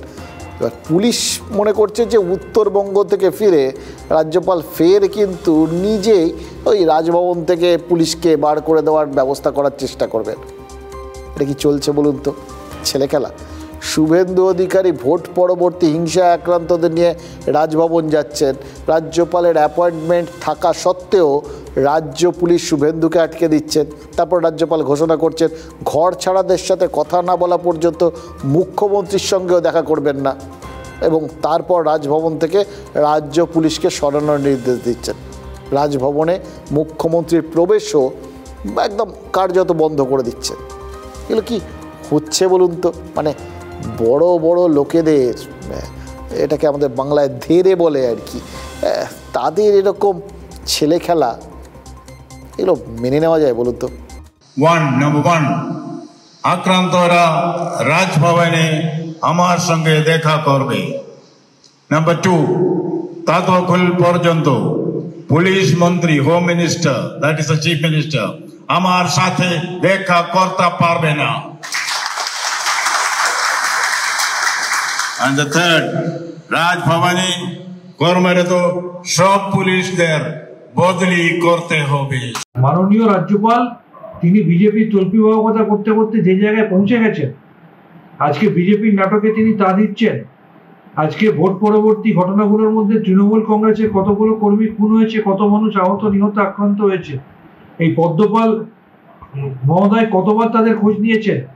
তিনি প্রত্যেক মুহূর্তে জগদীপ ধনকরকে অনুকরণ করছেন যে বিজেপিকে খুশি করে জগদীপ ধনকর উপরাষ্ট্রপতি হয়েছে, আমি যদি আগামী দিনে বিজেপিকে খুশি করে আরো বড় কিছু পেতে পারি। রাজ্যপালের নিয়ম মানে নির্দেশ যদি না মানে পুলিশ, তাহলে তো সেই পুলিশের ডিজিপিকে সাসপেন্ড করে দেওয়া উচিত। সাংবিধানিক সংকট তৈরি হচ্ছে, আমি তো বলবো কেন্দ্রকে দ্রুত হস্তক্ষেপ করার জন্য। পুলিশ মন্ত্রী যদি তার কাজ করতে না পারেন, তো স্বাভাবিকভাবে রাজ্যপালের এই ধরনেরই তার প্রতি ব্যবহার হওয়া উচিত। এবং আমি এটা বুঝতে পারছি না যারা আক্রান্ত তারা কেন রাজ্যপালের সাথে দেখা করতে পারবেন। পুলিশ মন্ত্রী তো অবশ্যই দেখা করতে পারেন, অর্থাৎ যিনি মাননীয় মুখ্যমন্ত্রী আমাদের। তাহলে পুলিশের পক্ষ থেকে কি ধামাচাপা দেওয়ার চেষ্টা করা হচ্ছে? তার মানে কি পুলিশের সাথে কি তৃণমূল কংগ্রেসের এই হারমাদদের চুক্তি হয়ে গেছে, গটাপ হয়ে গেছে যে তোমরা যা ইচ্ছে তাই করবে, আমরা কোনোভাবে তোমাদেরকে আটকাবো না? দেখুন, সংবিধানও কিন্তু একটা বড় সুরক্ষা কবচ। আপনার আমার রাজ্যের, কেন্দ্রের সবার জন্য সুরক্ষা কবচ। এবার কোথাও গিয়ে সংবিধানের সম্মান বিঘ্নিত হচ্ছে, সংবিধানের যা নির্দেশ সেগুলো লঙ্ঘিত হচ্ছে, এরকমই তো একটা কথা বললেন সুকান্ত মজুমদার। এর ফলাফল কিন্তু সুদূর প্রসারী। আবার কোথাও যেন সেই সাংবিধানিক সংকটে কেন্দ্রের ভূমিকা, কেন্দ্রের হস্তক্ষেপ, এরকম শব্দগুলো শোনা যেতে শুরু করেছে। এগুলো আরও শুনতে পাবো বলে আমরা মনে করছি। জানেন তো, দুর্বলতা আছে তো বিভিন্ন জায়গায়, এটার থেকে ওই সুরক্ষা কবচে দুর্বলতা থাকলে এরকম হয়। আর শান্তনু সেন যেটা বললেন সেটার মধ্যে থেকে একটা কথা মনে হচ্ছিল। তিনি বললেন জগদীপ ধনকরকে কোথাও গিয়ে তাদের মনে হচ্ছে এই সিভি আনন্দ বোস অনুকরণ করার চেষ্টা করছেন। আচ্ছা, তৃণমূলের মাপকাঠিতে এটি কোথায় দাঁড়িয়ে আছেন বলুন তো সিভি আনন্দ বোস? মানে জগদীপ ধনকরের আগে না পরে? আর এইটা এই জন্য জিজ্ঞেস করলাম, জগদীপ ধনকর যখন উপরাষ্ট্রপতি হয়েছিলেন তখন কিন্তু শেষ মুহূর্তে তৃণমূল ভোটদানে বিরত ছিল এবং তাতে আরও নিশ্চিন্তে উনি উপরাষ্ট্রপতি হয়ে যান। সেই জায়গায় এগুলো সবই বিভিন্ন সময় ঘুরে বেড়ানো বিভিন্ন ছোট ছোট তথ্য, কোন তথ্যর সাথে কার যোগাযোগ আছে কে জানে, জাস্ট মনে হয় আপনাদের সাথে শেয়ার করি। এই যেরকম মুখ্যমন্ত্রী বলেছেন যে আনন্দ বোস যতদিন রাজ্যপাল রয়েছেন রাজভবনে আর যাবেন না। রাজ্যপাল বলেছিলেন কি, মুখ্যমন্ত্রী রাজভবনে যাতে ঢুকতে না পারেন সেই ব্যবস্থা করতে, মুখ্যমন্ত্রীর সাথে দেখা করবেন না। এবার কে মানে দুটো কিন্তু আলটিমেটলি প্রায় একই হয়ে গেল। রাজ্যপালেরও মোটামুটি সম্মান রইল, এটা আমরা বুঝতে পারছি। আসলে মানুষ চায় একরকম আর হয় আরেক রকম।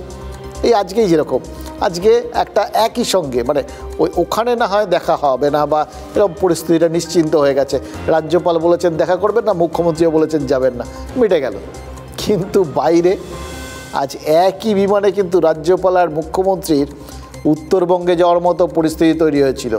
এই সকাল সকাল যখন ওই দুঃসংবাদটা আসে যে নিউ জলপাইগুড়ি স্টেশন ছেড়ে আসার পর দুর্ঘটনায় পড়েছে শিয়ালদাগামী কাঞ্চনজঙ্ঘা এক্সপ্রেস, পেছন থেকে সজোরে মালগাড়ি ধাক্কা মেরেছে, তখনই কিন্তু এই সিদ্ধান্তটা হয়ে যায়। দুজনেই যাবেন বলে ঠিক করেন। বিকেলেই ঘটনাস্থলে পৌঁছে গেছিলেন রেলমন্ত্রী অশ্বিনী বৈষ্ণব এবং সেই সময়ই তারা মুখ্যমন্ত্রী এবং রাজ্যপাল দুজনেই এখান থেকে এবং তার সাথে বিজেপির সভাপতি সুকান্ত মজুমদারও, এরা সবাই বাগডোগরার উদ্দেশ্যে রওনা হবেন বিমানে, এটা ঠিক হয়ে যায়। ফলে দেখা যায় যে ঘটনাচক্রে তিনজনেরই একটা বিমানে যাওয়ার সম্ভাবনা তৈরি হয়ে গেছে। ভাবুন তো সেটা যদি হতো, রাজ্যপালের পৌরোহিত্যে ওই বিমানের মধ্যেই বেশ একটা সর্বদল বৈঠক হয়ে যাওয়ার পরিস্থিতি তৈরি হয়ে যেত। শেষ পর্যন্ত অবশ্য মুখ্যমন্ত্রী অন্য বিমান ধরেন। এবার কলকাতার থেকে বিমান ধরার আগে অবশ্য একদম চেনা মেজাজে রেলের মুণ্ডপাত করেছেন তিনি, ঠিক যেমনটা করেছিলেন ওড়িশায় গিয়ে ওই বাহানাগায় করমণ্ডল দুর্ঘটনার সময়। এবং এই সময় থেকেই আরও বেশি করে আবার আমাদের মাথায় কবচ শব্দটা ঘুরপাক খেতে শুরু করে। রেলে একটা শ্রী ছিল, ওই ডিপার্টমেন্ট মানে ইয়াও হয় ওয়াও হয়, এখন তো রেলে বাজেট নিয়ে উঠিয়ে দিয়েছে। Rail have become totally parentless. Only you can see railway at the time of inauguration, just like it's a fashion, but they don't take care about the passenger amenity. I'm sorry. এত ভালো রেলমন্ত্রী আগে কোনো হয়েছে কিনা আমার জানা নেই, এবং শিক্ষাগত যোগ্যতা দিক থেকে বা যা যা একজন রেলমন্ত্রী জানলে পরে রেলের কাজ ভালো হতে পারে তার সমস্ত যোগ্যতা ওনার আছে। তো তৃণমূলরা মনে হয় হিংসাই এরকম করে। এই সময় তো এগুলো রাজনীতি করার সময় নয়। প্রথম কথা হচ্ছে তৃণমূল কংগ্রেসের কাছ থেকে তো রাজনীতি ছাড়া অন্য কিছু আপনি এক্সপেক্ট করতে পারেন না। মুখ্যমন্ত্রী কি বললেন? বললেন রেলের একটা শ্রী ছিল, আর এখন রেল অভিভাবকহীন, শ্রীহীন, শুধু উদ্বোধন হয়, বাকি সবটাই ফ্যাশন হয়ে গেছে। কি আশ্চর্য দেখুন, 2009 সালে বর্তমান মুখ্যমন্ত্রী যখন রেলমন্ত্রী একের পর এক শিলান্যাস করছেন, তখন বিরোধীরাও কিন্তু প্রায় এই একই ভাষা ব্যবহার করতেন। একাধিক বড় দুর্ঘটনা কিন্তু সে সময়ও ঘটেছে। আজ দেখলাম সুকান্ত মজুমদার সেই কথাগুলোই বলছিলেন, কিন্তু এটা কোনো যুক্তি হতে পারে বলুন তো? আগেও হয়েছে বলে এখনও হবে? দেখুন, বিজেপি সরকারের 10 বছর হয়ে গেছে। এই 10 বছর কিন্তু কম সময় নয়। এই 10 বছরে রেলের অনেক কনসেশন হয়ে উঠে গেছে। এখন রেলের টিকিটের দাম অনেকটা বেড়েছে, বিভিন্ন ছাড় বন্ধ করে বহু কোটি টাকা রেলের এখন বেঁচে যায়। গত কয়েক বছরে রেলে ডায়নামিক ফেয়ার চালু হয়েছে, ওই প্লেনের মতো, যত দেরিতে টিকিট কাটতে যাবে তত বেশি ভাড়া বেড়ে যাবে। প্রিমিয়াম ট্রেন চালু হয়েছে, বন্দে ভারত চালু হয়েছে, অনেকগুলো জিনিস চালু হয়েছে। চালু হওয়ার মধ্যে বাতিলও কিছু কিছু হয়েছে। কিন্তু এখানে এই বিরোধীরা প্রশ্নটা তুলেছেন, কসমেটিক চেঞ্জই কি একটু বেশি হয়ে যাচ্ছে না? বন্দে ভারত আসুক বা বুলেট ট্রেন, যাত্রী স্বাচ্ছন্দ্য যতই বাড়ুক, যাত্রী নিরাপত্তা আলটিমেট নয় কি? সেগুলো সব ঠিকঠাক আছে কি? দেখুন, রোজই তো শুনি লোকাল থেকে এক্সপ্রেস অনেক ট্রেন লেটে চলছে, হাওড়াগামী অনেক ট্রেন সাঁতরাগাছিতে থামিয়ে দেওয়া হয়, যাত্রীরা বিভাগে পড়েন। এই ঘটনাগুলো কিন্তু যাত্রীদের প্রায় গা সওয়া হয়ে গেছে। সিগন্যাল ঠিক করার জন্য কাজ চলে, কিন্তু কাজ শেষের পরেও যাত্রীদের ভোগান্তি শেষ হয় না। আর এর মধ্যে যদি রেল দুর্ঘটনাটাও নিয়মিত হয়ে পড়ে, তাহলে হাতে কি থাকে ওই পেন্সিল ছাড়া? আজ কয়েকটা পয়েন্ট কিন্তু না তুললেই নয়। সারাটা দিন ধরে এই কথাটাই ভাবছিলাম, জানেন তো, এই অনেক কিছু হচ্ছে, অনেক কিছু হবে, বেসিক জায়গাটা তো অন্তত ঠিক থাকা দরকার। সেটা হচ্ছে যাত্রী স্বাচ্ছন্দ্য, যাত্রী নিরাপত্তা। আপনি যদি জানতেই না পারেন ঠিক সময় গিয়ে পৌঁছবেন কি না, আদৌ পৌঁছবেন কি না, তাহলে এত কিছু হয়ে লাভ কি? বুলেট ট্রেন তো অনেক পরের কথা, যেগুলো আছে সেগুলো যে ঠিকঠাক করে চলুক। সারাটা দিন এই কথা শুনছিলাম, জানেন তো, বিভিন্ন লোকের সাথে কথা বলছিলাম, শুনছিলাম, এক্সপার্টদের বক্তব্য শুনছিলাম। সেটা থেকে যারা বুঝলাম সেটা তো ওই বললাম, সুরক্ষা কবচের মধ্যে দুর্যোধনের উড়ু, দুর্বল জায়গা। এই কাঞ্চনজঙ্ঘা এক্সপ্রেসের মতো বহু ট্রেন এখনও মানধাতার আমলের রেখে চলছে। আধুনিক কোচ কিন্তু দেওয়া হয়নি। আধুনিক কোচ দিলে হয়তো কামরাগুলো এভাবে দুমড়ে মুচড়ে যেত না। শুনলাম সিগন্যালিং সিস্টেম ভোর থেকেই গড়বড় করছিল। পেপার সিগন্যালে ট্রেন চলছিল, মানে স্টেশন থেকে কাগজে অনুমতি দেওয়া হয়, তারপর ট্রেন এগোবে। এই সমস্ত ক্ষেত্রে ট্রেন খুব ধীর গতিতে এগোনোর নিয়ম। তাহলে মালগাড়ির ড্রাইভার অত জোরে ট্রেন ছোটালেন কেন?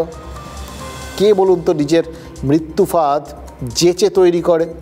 এবার তদন্ত শেষ হওয়ার আগেই কিন্তু মালগাড়ির ওই মৃত চালককে কাঠগড়ায় তুলে দিয়েছে রেলবোর্ড। রেলবোর্ডের চেয়ারপারসন জয়া ভার্মা সিনহা বলেছেন যে মালগাড়ির চালকই সিগন্যাল ভেঙেছেন, কিন্তু সকাল থেকে যে সিগন্যালটা ঠিকমতো কাজ করছিল না সেটা তো একবারও বলেননি। যেটা আমাদের প্রতিনিধিকে বলেছেন ওই রাঙাপানির এক রেল আধিকারিক। তার মানে কিছু একটা লুকোনোর চেষ্টা চলছে। আসলে কি জানেন তো, মরা মানুষ তো কথা বলে না, তার আর আত্মপক্ষ সমর্থনের সুযোগ নেই। তারই কি সুযোগ নিচ্ছে রেল? দেখুন, স্বয়ংক্রিয় সিগন্যালে ত্রুটি না থাকলে এই গণ্ডগোলই তো হয় না। আর আগে যান্ত্রিক ত্রুটি, তারপরে না হয় হিউম্যান এরর, মানুষ ভুল তো তারপরে করবে, তাই না? আর রেলে সাম্প্রতিককালে যা যা বক্তব্যগুলো উঠছে যে চালক হয়তো ঘুমিয়ে পড়েছিলেন বা এরকম ভুল করেছেন, দেখুন রেলে তো এই সমস্যাটা ইদানিং বারবার শোনা যাচ্ছে। আগেও তো মালগাড়ি চালাতেন চালকরা, এরকমভাবে ঘুমিয়ে পড়ার অভিযোগ তো খুব বেশি ওঠেনি। এই মুহূর্তে এখন রেলে তো পর্যাপ্ত লোকো পাইলট নেই বলে অভিযোগ ওঠে, ফলে প্রত্যেককেই এক্সট্রা ডিউটি করতে হচ্ছে। সরকারি সংসদে বলেছে রেলের বিভিন্ন বিভাগে 3,12,039টা পদ খালি রয়েছে। সংখ্যাটা কম। যারা ট্রেনে আমাদের নিয়ে যাবেন তারা যদি পর্যাপ্ত বিশ্রাম না পান, সেটা আদৌ গ্রহণযোগ্য? আমরা নিরাপদ থাকবো তাহলে? দেশে 67-68 হাজার কিলোমিটার রেলপথ রয়েছে। প্রত্যেক মুহূর্তে এগুলোর রক্ষণাবেক্ষণ জরুরি। লোক কম থাকলে কিভাবে হবে? টাকা তো বাড়ানো হয়েছে, রোজগার তো বাড়ানো হচ্ছে, তাহলে এই কাজে সেগুলো লাগছে না কেন? যাতে দুটো ট্রেনের মধ্যে ধাক্কা না লাগে তার জন্য কবচ সিস্টেম চালু করার কথা বলেছিল রেল। এতক্ষণ ধরে কবচের কথা বলছিলাম, এখানেও দেখুন কবচ চলে এলো, এবং এটার নামই কবচ, যাতে দুটো ওরকম মুখোমুখি ধাক্কা লাগার কোনো সুযোগই থাকবে না, একটা স্বয়ংক্রিয় ব্যবস্থা থাকবে। আজকে কি জানা গেল জানেন, দেশে মাত্র 1,500 কিলোমিটার পথে এই কবচ আছে। 10,000 কিলোমিটারের জন্য ওই টেন্ডার ডাকা হচ্ছিল, তাতে পাস করে দেওয়া হয়েছে 6,000-এর মতো। 2% সামান্য বেশি জায়গায় এখন পর্যন্ত ওই কবচ সিস্টেম চালু হয়েছে। বাংলায় এখনও কবচ বসেইনি, পরিকল্পনা রয়েছে, তাও শুরুতে বসবে ওই দিল্লি হাওড়া রুটে, তারপর অন্য সব জায়গায়। মানে আজ যে রুটে দুর্ঘটনা হলো সেই রুট কিন্তু এখনই কবচের আওতায় আসছে না। আমরা কবচের কথা শুনি, এটার জন্য রেল বিজ্ঞাপন দেয়, রেল বড় বড় করে বলে, সেটা যে সব জায়গায় নেই সেটা বলে না। রেল মাঝে মধ্যেই ঝকঝকে স্টেশনের বিজ্ঞাপন দেয়। এখন এরকম বিশাল বিশাল সব স্টেশন তৈরি হয়ে গেছে, ঝকঝকে স্টেশন দরকার, ঠিক, কিন্তু সবার আগে তো দরকার যাত্রী সুরক্ষা, যাতে সুস্থ মানুষ ট্রেনে উঠে সুস্থ শরীরে নেমে আসতে পারে। একটা ভুল হলে সেটা কিন্তু দুর্ঘটনা। দ্বিতীয়বার যদি ভুল হয় তখন সেটাকে ভুল বলেই ধরতে হবে, আর যদি বারবার তৃতীয়বার হতে থাকে তখন কিন্তু সেটা গাফিলতি। আর গাফিলতি মানে যে ইচ্ছাকৃত ভুল, এটা কিন্তু কারোর ভুললে চলবে না।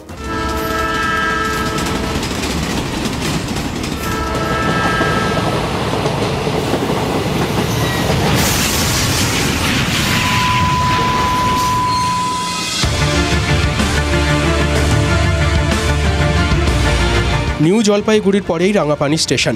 শিয়ালদাগামী কাঞ্চনজঙ্ঘা এক্সপ্রেস রাঙাপানি পেরোনোর কিছুক্ষণের মধ্যেই দুর্ঘটনা। পিছন থেকে সজোরে ধাক্কা মারে মালগাড়ি, দুমড়ে মুচড়ে যায় দুটো কামরা। মালগাড়ির ইঞ্জিনের ওপর অন্তত 30 ফুট ওপরে উঠে যায় পার্সেল ভ্যানের কামরা।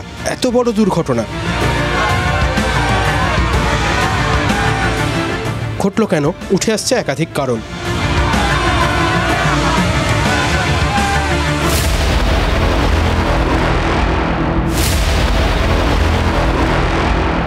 যেটা জানা যাচ্ছে কি সিগন্যালের একটু ডিফেক্ট ছিল আর কি, এর জন্য এরকম হয়েছে আর কিছু।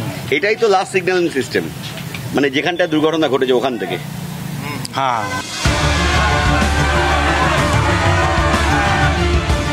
রেলের অন্দরের খবর, সাত সকাল থেকেই স্বয়ংক্রিয় সিগন্যাল কাজ করছিল না, পেপার সিগন্যালে ট্রেন চলছিল, তাই নিয়ম মেনেই ধীরে চলছিল কাঞ্চনজঙ্ঘা এক্সপ্রেস।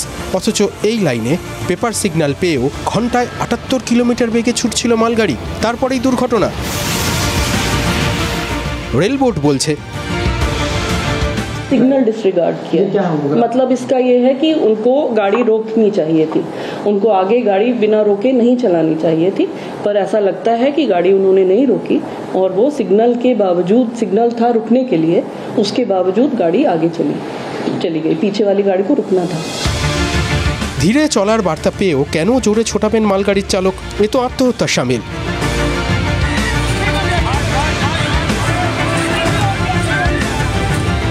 নাকি পরবর্তী সিগন্যাল সবুজই ছিল?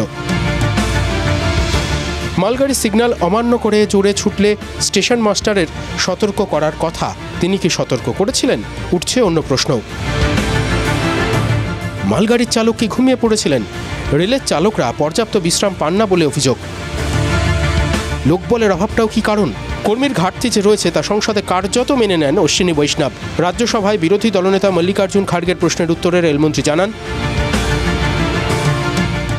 রেলের বিভিন্ন বিভাগে 3,12,039টি পদ খালি রয়েছে। এর পাশাপাশি রাজ্যসভায় দেওয়া রেলমন্ত্রীর তথ্য অনুযায়ী ইউপিএসসির মাধ্যমে 2019 সালে রেলে যেখানে 416 জনকে নিয়োগ করা হয়েছিল, সেখানে 2022 সালে এই সংখ্যাটা 0। রাজ্যসভায় দেওয়া রেলমন্ত্রীর তথ্য অনুযায়ী গত কয়েক বছরে রেলে স্থায়ী নিয়োগ কমে গেলেও বেড়েছে অস্থায়ী পদে নিয়োগ। প্রশ্ন, মান্ধাতা আমলের কোচ নিয়োগ। মালগাড়ির ধাক্কায় দুমড়ে মুচড়ে গিয়েছে যাত্রীবাহী কামরা। যে ট্রেন শিলচর, আগরতলা, শিয়ালদার মধ্যে চলে, তাতে মান্ধাতা আমলের কোচ কেন? কেন এখনও আধুনিক এলএইচবি কোচ দেওয়া যায়নি? অ্যান্টি কলিশন ডিভাইসও প্রায় নেই বললেই চলে। ঢাকঢোলি সার গোটা দেশে মাত্র 1500 কিমিতে কবচ রয়েছে। ট্রেনের সংঘর্ষ এড়াতে কবচ প্রযুক্তি আনে রেল। বাংলায় এখনও কবচ প্রযুক্তি বসেনি, একথা জানিয়েছে রেল বোর্ড। বাংলায় কবচ বসানো নিয়ে এখনও পরিকল্পনা চলছে। দিল্লি হাওড়া রুটে কবচ বসানো হবে, একথা রেল বোর্ড জানিয়েছে। বছরে 3000 কিলোমিটার রেলপথে কবচ বসানোর কথা রয়েছে রেলের।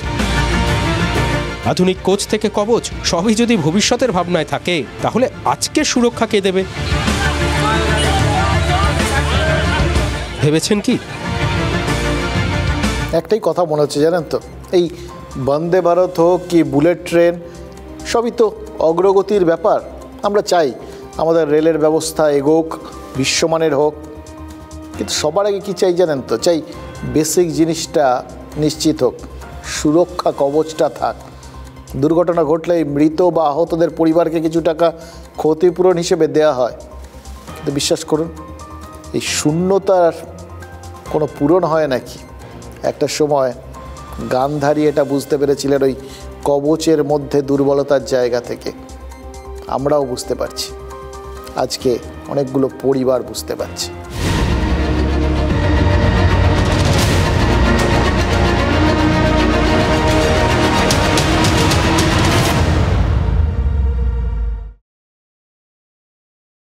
Brought to you by V-Guard, co-powered by Sensodyne O Bhimal, বলো কথা Keshari. Associate sponsor Ultratech Cement.